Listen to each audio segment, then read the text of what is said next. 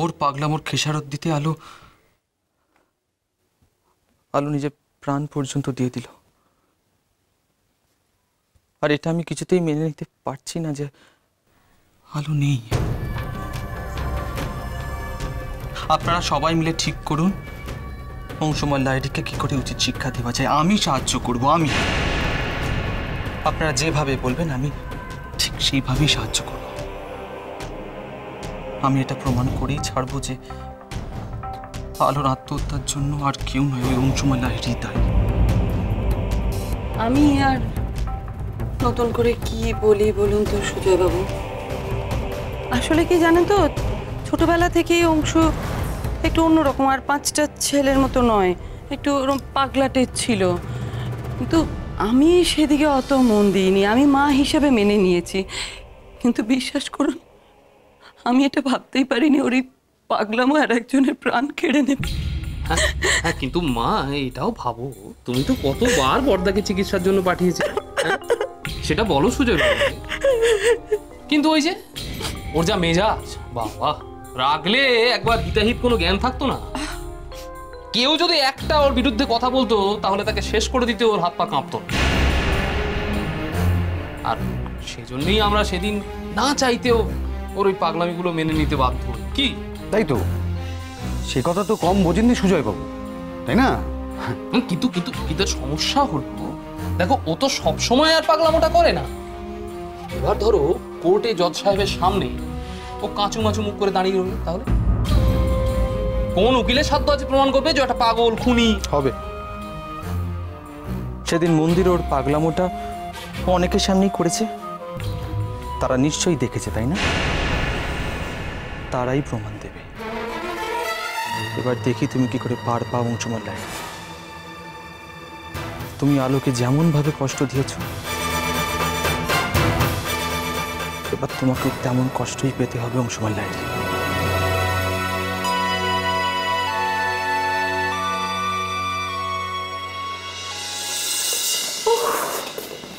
কি লোকের পাল্লায় পড়া গেল বলো তো? যত সব পাগলের কীর্তি। সত্যি বাবা, কি কাণ্ডটাই না করছে বলতো? এতগুলো লোককে একেবারে ঘোল খেয়ে ছাড়লো। এই সব ডক্টর গুপ্তার জন্য হয়েছে। কি দরকার ছিল ওই নাম ঠিকানা না জানা মেয়েটাকে হাসপাতালে ভর্তি করার? কে জানে এখন জল কত দূর গড়ালো। আপনি আপনি বেঁচে আছেন? না মানে আমি ভেবেছিলাম যে আমি হয়তো আমার কথা ঠিক করে আপনাকে বোঝাতে পারিনি। কি বলতে কি বলেছি আর আপনি তার উল্টো মানে ধরে নিয়ে। তবে না, আমি পেরেছি। মানুষের জীবন এতটাও সস্তা নয় যে সে তার ইচ্ছে মতন সেটাকে নষ্ট করে দিতে পারে। এই কথা আমি আপনাকে বোঝাতে পেরেছি। তার মানে আমি এতটাও ফালতু কিছু বলি না, তাই না? আমি একটা কথা বলবো, তুমি ফালতু বলো কি বলো না তা জানি না, তবে তোমার কথার যে জোর আছে এটা আমি মানি।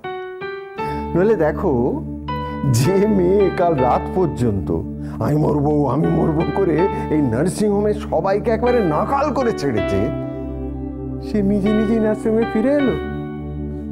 শুধু তাই নয়, ও এখন সুস্থ হতে চায়, বাঁচতে চায়, তোমার মতো সবাইকে বাঁচাতেও চায়।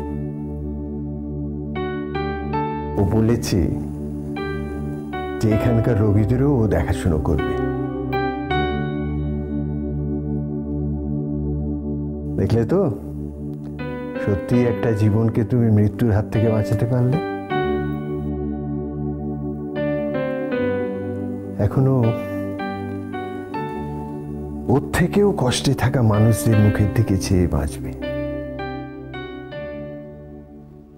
তাই না রে মা?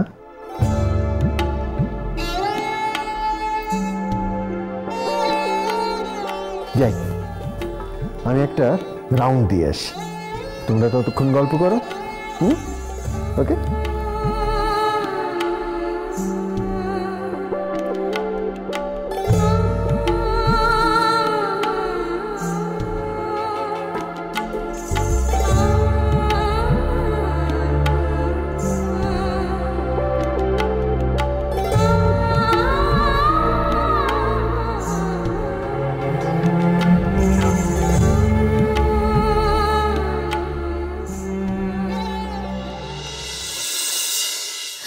বেশ বুঝতে পারছি বড়দাকে তোমরা কেন শুধু শুধু পাগল বানানোর চেষ্টা করছো, আমি বেশ বুঝতে পারছি। আচ্ছা বিমান, একটা সত্যি কথা বলো তো, নিজেদের স্বার্থ ছেড়ে একবার সত্যি সত্যি মনে মনে ভাবো, তোমরা কি সত্যি বড়দাকে পাগল বলে মনে করো? একজন পাগল অন্যের প্রাণ বাঁচাতে পারে যেভাবে বড়দা আলোর প্রাণ বাঁচিয়েছিল? বলো না। তাই তাই বুঝি। আচ্ছা বড়দা যদি পাগল নাই হবে তাহলে এতটা খামখেয়ালি হতে পারে কি যে যখন খুশি যেমন খুশি যার খুশি প্রাণ বাঁচিয়ে দিলাম, তারপর ইচ্ছে হলো তার প্রাণ নিয়েও নিলাম? কি মুশকিল, বড়দাকে কি তুমি চেনো না নাকি? বড়দা তো রেগে গেলে তার কোনো হিতাহিত জ্ঞান থাকে না। রাগ? কি রাগের কথা তুমি কি বলছো? কি বলছো রাগের কথা? আমি আমি আমি তোমার উপর রাগিনি, গায়ে হাত পর্যন্ত তুলেছি, কিন্তু তাই বলে কখনোই ওই উন্মাত্তার মতো আমার মাথায় এই বদবুদ্ধি চাপে নেই যে তোমার পরপুরুষের সঙ্গে তোমার বিয়ে দেব। থাক থাক বিমান, থাক না। ওকে এত বোঝানোর আমি তো কোনো প্রয়োজনই দেখছি না। এক কাজ করো রূপা, তোমার যদি অংশমানকে নিয়ে এতই চিন্তা হয়, এতই একেবারে দরদ উতলে ওঠে, তাহলে তুমি বরং আমাদের কথার মধ্যে থেকো না। আর একটা কাজ করতে পারো, এই যে মাছ যেমন অন্য কোনো কাজ নিয়ে এখন ঘরের মধ্যে শুয়ে শুয়ে শুধু চোখের জল ফেলছে, তুমি বরং মায়ের সেবা করতে পারো। যাও এখান থেকে। অংশুর ইহকাল পরকাল নিয়ে তোমাকে আর ভাবতে হবে না। আমি তোমায় যেতে বলেছি রূপা। কি হলো, মা কি বলছে কথাটা কানে যাচ্ছে না? যাও এখান থেকে, যাও বলছি।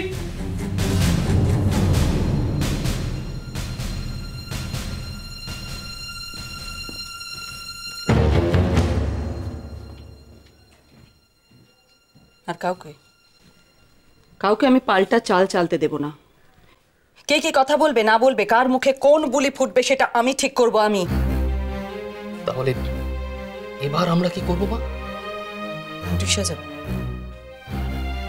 মাথা ঠান্ডা রেখে চোখ কান খোলা রেখে একের পর এক ঘুটি সাজাবো।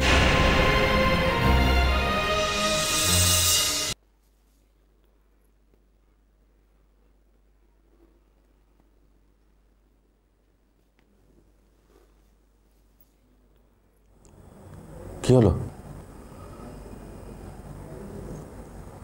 হঠাৎ মনে হচ্ছে যেন নতুন একটা জীবন পেলেন, তাই তো?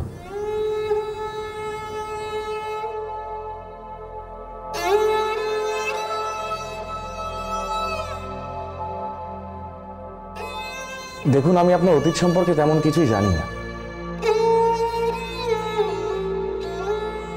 কিন্তু আপনার মুখের মধ্যে একটা অদ্ভুত আভা আছে, যেটা দেখলে মনে হয় আপনাকে শুধু নিজের জন্য বাঁচলে চলবে না, আপনাকে আরো অনেকের জন্য বাঁচতে হবে।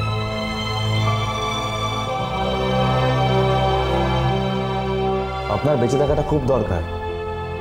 কেন বলুন তো?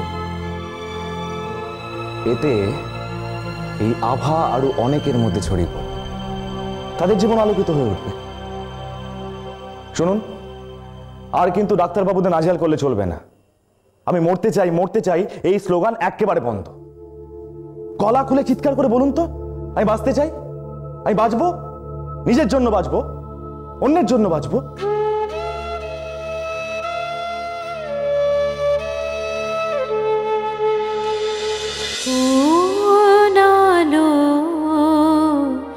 লাগলো চোখ